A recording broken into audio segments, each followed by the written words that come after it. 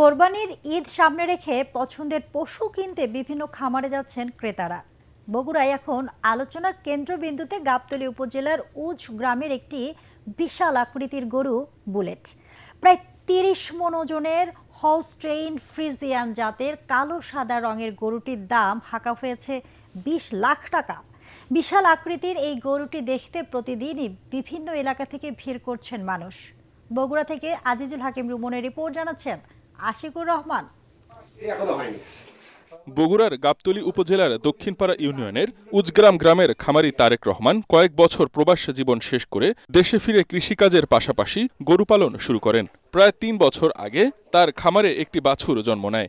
জন্ম থেকেই আকারে কিছুটা ভিন্ন হওয়ায় শখ করে নাম রাখা হয় বুলেট। প্রায় ৩ বছর লালন পালন করার পর বুলেটের ওজন এখন প্রায় ১২০০ কেজিতে দাঁড়িয়েছে। প্রতিদিন ধান, গম, ভুট্টা, সয়াবিনের খৈল, কালোজিরা ভুসি সহ ১২ ধরনের খাবার খাওয়ানো হয়। পাশাপাশি দেওয়া হয় ঘাস ও খড়। বুলেটকে দেখতে প্রতিদিনই দূর দূরান্ত থেকে আসছে অসংখ্য মানুষ। বগুড়া ডিস্ট্রিক্টের মধ্যে গরু তারেক মেয়েটা পালছে। অত্র এলাকায় আশেপাশে আমার বয়সে এত বড় গরু আমি কখনো দেখি নাই। কি বল ঠিক আছে, বড় আল্লাহ জানে।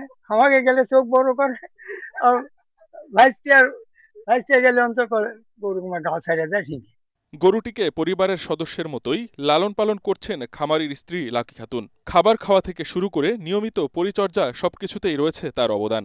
অনেক কষ্ট হবে, অনেক।